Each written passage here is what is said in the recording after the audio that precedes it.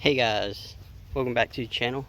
Today I want to show y'all how to do a brake job in your driveway with simple hand tools, things like that, and all the little things you have to do and watch out for working on it. We're working on a 2004 Silverado 1500 Z71.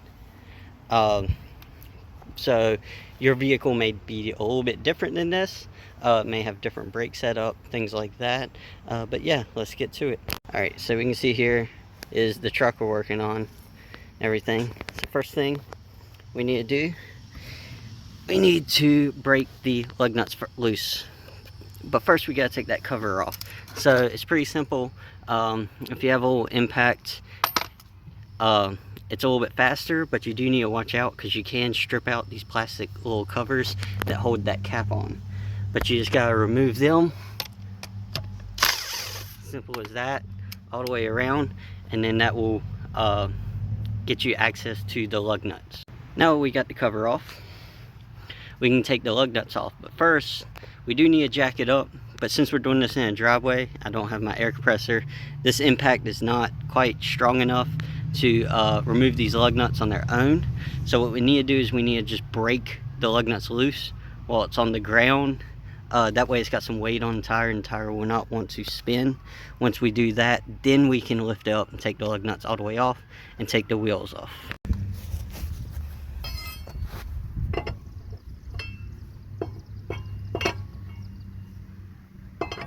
These little four-ways are nice because you can put your foot on it and pull to help you break the lug nuts loose.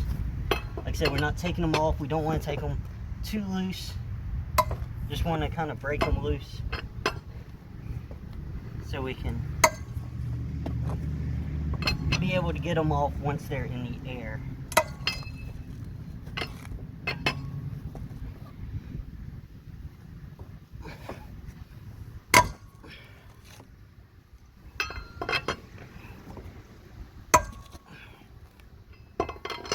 Round. All right.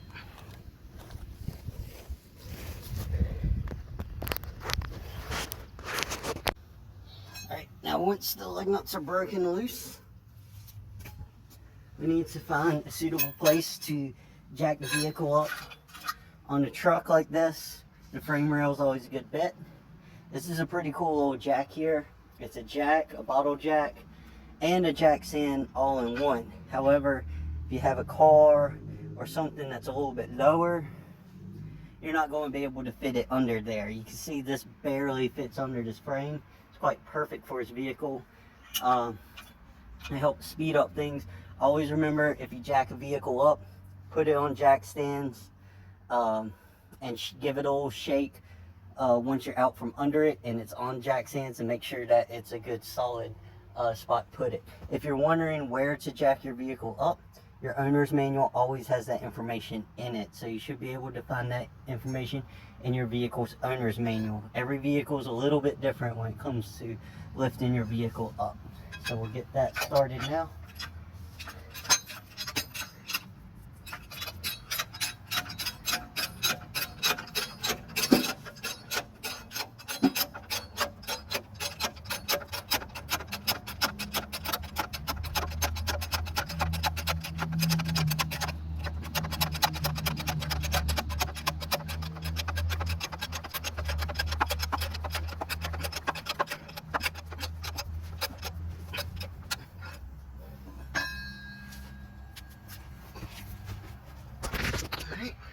And we'll give the wheel a good little spin, make sure it's completely off the ground, and now we can take off our 6 lug nuts and then remove the wheel. Alright, once the wheel is removed, you can get a good view of all your brakes and everything. I like to turn the wheel to the side so it's easier to get access to the bolts back here. But inspecting these brakes, we can see, look down, you can see the brake pads in here. You can see this side's not too terrible, a little bit of brake pads left. However, it's the other side that's the issue. Kind of hard to see, but there's no brake pad left. The rotor is worn metal, the brake pads wore metal on metal. The brake pad rotor is completely damaged, needs to be replaced. I'm worried about the brake pad having so much on this side and completely being worn out on that side. So we'll figure out what's going on. Hopefully the slides or caliper aren't stuck or anything, so we'll check that out in just a second here. All right, so the next thing we need to do, we need to remove the caliper bolts. On here, it's these little Torx bolts right here, 1 and 2 right there. All right, on the Chevrolet, they're Torx. Some cars, they're just regular hex. If you have a Volkswagen, it's something called a double square sometimes. I've seen them on the rear of those. But for the Chevrolet, you'll need a Torx bit socket just like this. A T55 is the size you will need. It's going to fit right into there, and then you'll be able to break them loose and take the caliper off. So, like I said before, just break these two loose, and then we'll go take the caliper off and go from there. Alright, the bolts that are holding these calipers on are your slide pins, so they pop out just like that. You can see right there has a little bit of grease on it. We'll make sure to re-grease those, put new grease on it when you do the put it back together. So our caliper should come off. If it gets a little stuck, sometimes there's a lip up here that kind of pushes the pads back, makes it kind of hard to get the caliper off and stuff. If you look in here through an inspection hole, you can see the rotors in there. You can get a little screwdriver in there and just gently pry the caliper back a little bit to help push the pistons in. I might not be able to do it in here. The rotor might be a little bit too far back with the brake pad. There we go. This smaller screwdriver works. So you can pull it back. Kind of moves the pistons in a little bit. Makes it easier to pull that caliper off. And we'll set it down right up on the control arm here. You don't want any tension on the rubber brake hose. You can damage it. You can cause the inside to split, and the brake fluid would go through that split to the outer housing and cause an internal leak. So we want to make sure not to do that. Have something hanging, a coat hanger, piece of wire, zip tie, string, something. So once the caliper's out of the way, we can move the brake pads out, and they just pop out just like that. You can see that inside pad is completely demolished there. Get a better look at the rotor damage there. Alright, so at this point, some of y'all might not have brakes that are this bad. So what would you do for the rotor? You can turn the rotors. That's one thing you can do. That's fine. However, you need to measure how thick the rotor is. Alright, there is a specification for it. The best way to do it is with a micrometer. If you can't measure it to see if you have enough thickness to turn the rotor, and mind you, if you're close to the minimum thickness, when they cut it, it's going to get thinner. So you have to have enough material to cut the rotor and it not go past that minimum thickness that OE specifies. So I always suggest just go ahead and put new rotors on it. That's going to be your best bet. It's quicker, it's faster, it's easier. You're going to get, you know, a thicker rotor than if you're cutting it and stuff like that. Most newer vehicles, they prefer you to do this anyway, and so they make that specification to the point where you're not going to be able to turn your rotors to begin with anyway. But if you want to measure them, get a micrometer. You'll measure them in multiple points around the rotor, and then you'll look up your specification. Make sure it's it's more than the minimum thickness, and then you can take them to your local shop, auto shop or something, and they'll turn the rotors for you for a couple bucks. Usually about $20 per rotor or so. Might be going up with today's economy and stuff like that. But yeah, so you can turn the rotors. That is an option, but I always suggest going ahead and putting new rotors on it. So on the back, we can see it's metal to metal. If it looks like that, you definitely are going to need to replace it. You can see the thickness, the difference in thickness between sides. Another thing you want to look at for too, you can see here all these little tiny cracks. They're kind of hard to see right there. That's called heat checking. These rotors have gotten extremely hot and then cooled off and then hot and then cooled off, and it caused all these little tiny itty bitty cracks all around it. You're going to want to replace the rotor with that as well. So to take the rotor off, it's pretty simple. Just like the calipers, you got 2 bolts. You're going to have to take that bolt off there and that bolt off right here. That will take this caliper bracket off. Once that's off, you simply just pull the rotor off. Sometimes they might be a little bit stuck and you have to strike them with a hammer, the rotor, to kind of get them to pop off. Sometimes rotors will have a threaded hole on 2 points. You can put a bolt in and tighten that bolt down and it will pull the rotor off of the hub as well. You can see here, this one's already loose, so we're not going to have any issue with that. We don't have any rust welding or anything like that going on. Down here in the south, usually rotors come off pretty easy. I know you guys up in north, y'all can have a difficult time with them sometimes because of the rust. So removing these 2 bolts here, these are 18mm on the Chevrolet. They may be quite difficult because if you look here, that little yellow stuff is like a thread locker. Make sure you're holding it when you take out that last bolt because this will fall down. Don't want it to hit your leg or foot. Alright, and then that bracket comes off. We move that over. And then we take the rotor off and set it down. Simple as that. Alright, so slide on your new rotor. First, before you slide it on, one thing you want to do, they put a coating or an oil on these rotors for shelf life so they don't rust on the shelf, things like that. So you want to make sure to take some brake parts cleaner, spray it on a rag, and wipe this off. I already did it off camera. But we got our rotors on. Now we just have to put our bracket back on, bolt our 2 bolts in, and start doing everything in reverse order. Okay, so we'll put our 18mm bolts back into the bracket.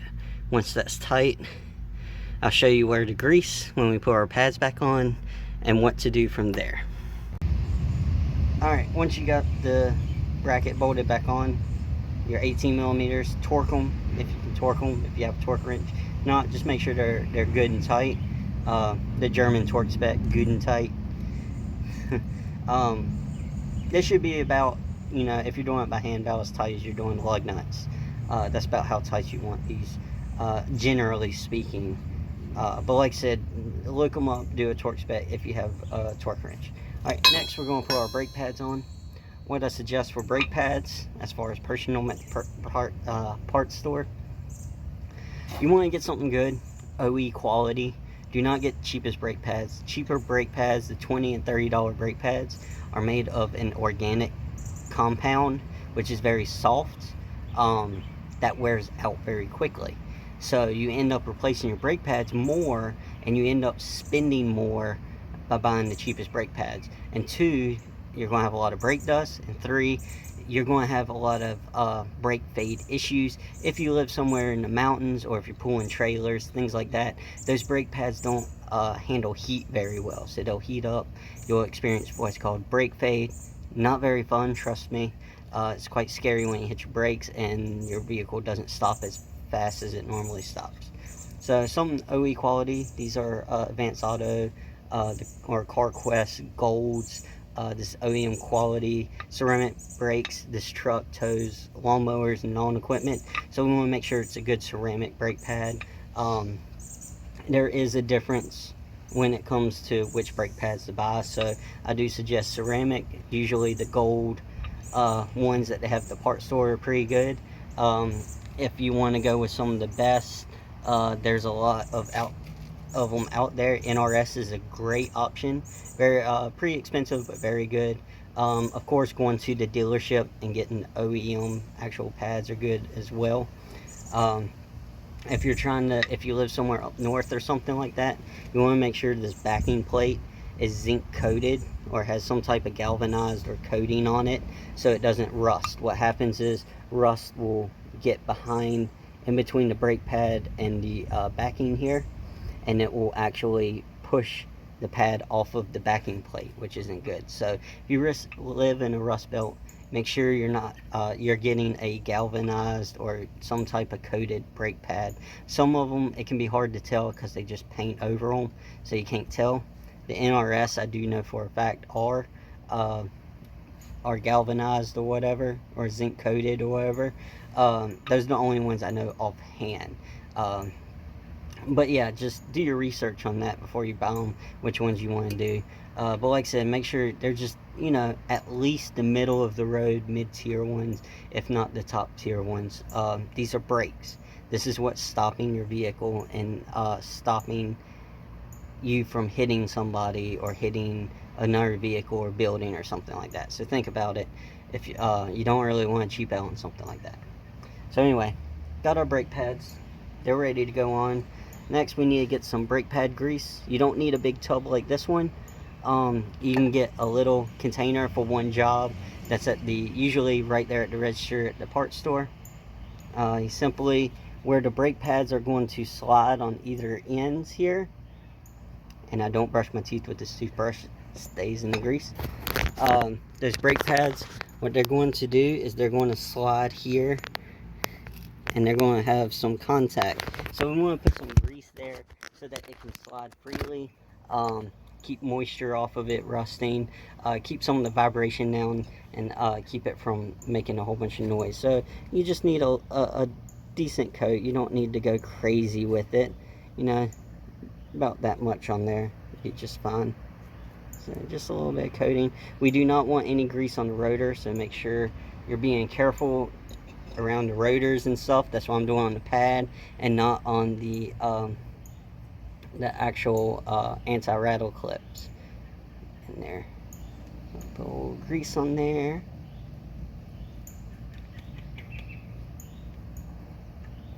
And then we can put our brake pads into place. You can see it has a little horseshoe shape that's going to go around the little clips here as it slides on. Your brake pads do come with new hardware. You can put those new hardware in if you'd like. These aren't too bad. They're not rusted or anything, so there's not really a reason, might have it on the wrong side, to do it on this vehicle. There we go. And then we'll put the inboard pad on just like that, simple as it can be. All right, another thing you need to pay attention to as well, this vehicle isn't like this, but some vehicles are. If you look on the backing plate, you have little raises, indentations. Both these are pretty much the same. They're not different than inboard and outboard. Some vehicles, those little dots might be in the center, and the caliper might interfere with that. So you do need to be aware of that, and which pads are supposed to be on the inboard pad on the inside, which is supposed to be on the outside, to make sure that you don't have them backwards and they're going to press against the rotor crooked or cause vibrations and stuff. All right, once we got the brake pads in, now we're going to need to push the caliper pistons back in. So I've already removed the brake cap, the brake reservoir cap. When you push this in, if you never have refilled or topped off your brake fluid, you shouldn't run into this. Usually when you top it off, give me a second because we got about 20 motorcycles coming by.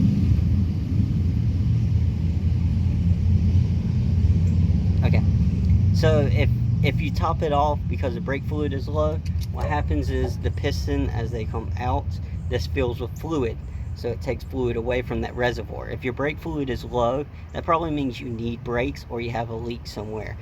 You don't really need to top it off. You need to figure out why it's low. All right, so if you don't top it off, when you push this piston back, that fluid goes back through the system into the master cylinder. So if you've topped it off, the brake fluid is going to run out when you do this process. So make sure you remove your brake master cylinder reservoir cap before you do this, just in case. If you don't know, it's a good idea to do it anyway. So we're going to simply take a brake pad, an old one, put it in its place, and we're going to use a C-clamp.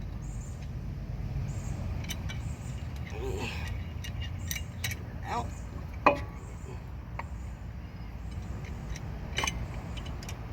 They do make special little pliers for this. I have them at work, not here. But a C-clamp works pretty good. It's a good universal tool for a lot of different things. So if you have one, if you don't have one, it's not a bad idea to have one because you might use it for other things as well. Right? So trying to show y'all, you can see how I have it attached now. So brake pad, C-clamp around the whole thing, and we're just going to slowly turn that C-clamp in, which is going to pull the pistons back in so that it will fit around the brake pads and our new rotors. If you're having to use a lot of effort to do this, say having to put something on your C-clamp to turn it and it's bending that bar and that piston does not want to go back in that caliper, that's a bad sign. That means that your calipers are locked up and that you need to replace those calipers. They should go in fairly easily. Alright, there's no trouble with these on this one. It's going in pretty good. I have seen some they'll go halfway in and then end up locking up as well, so do be aware of that.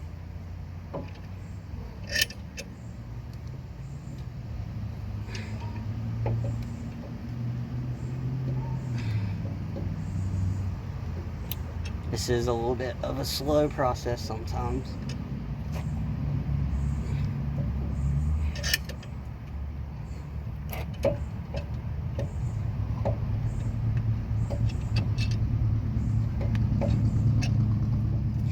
It is a nice day, so there's a lot of motorcycles out riding around.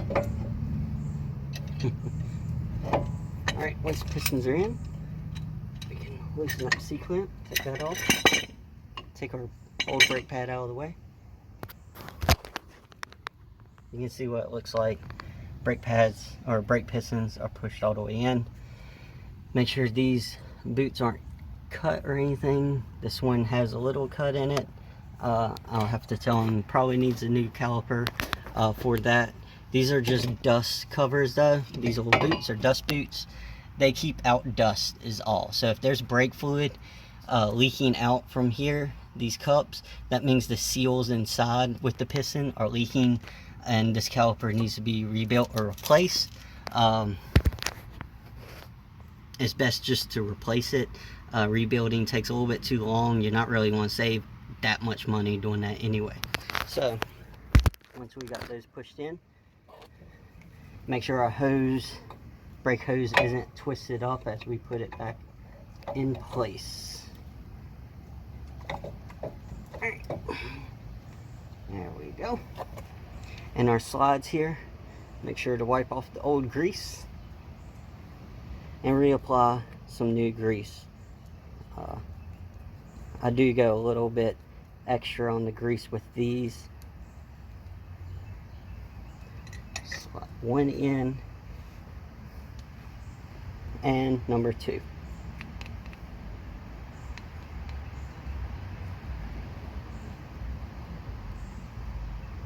There we go, all greased up, and put that back in.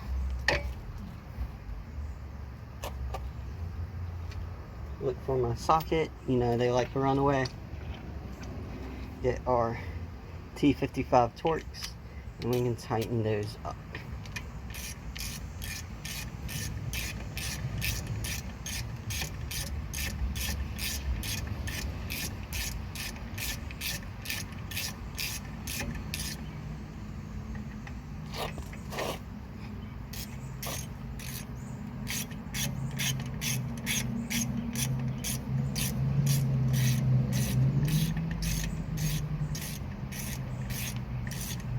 Again, if you have a torque wrench, torque them to the spec.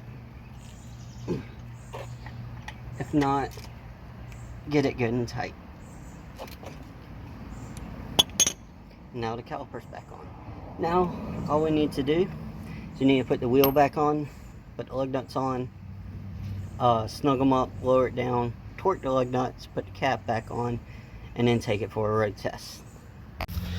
Alright, once we got the wheels on, torque down, center cap back on, vehicle loader down, and everything, the last thing we want to make sure to do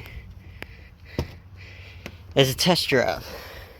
So we're going to get in the vehicle, but before we go on the test drive, what we need to do is we need to start it up. Y'all remember how we pushed the pistons back in?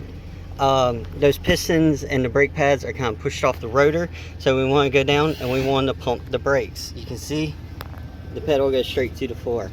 So it takes a couple pumps to push those pistons back out a little bit to the exact spot they need to be. They just need to go out a little bit. And there we go. Now we have brakes. Now we can take it on a test drive and do about 10 to 15 moderate stops, just kind of regular everyday traffic type stops, and then you want to do about 5 or 6 panic stops, kind of hard stops from about 35 miles an hour or so, and that's about it. You might notice a little bit of smell after you do your test drive. That's fine. It helps heat up the brake pads, break them in, that way they seat and they start biting as hard as they will. So I hope you found this video interesting though, or informative. Hope it helps people out. As you can see, it's really not that hard doing brake jobs on a vehicle, at least on the Chevy Silverado, which I just showed you. So you know, you can see that I did it in the driveway, hand tools, wasn't much to it. So alright, I'll catch you guys next time. Be sure to like and follow and subscribe, and thanks for watching.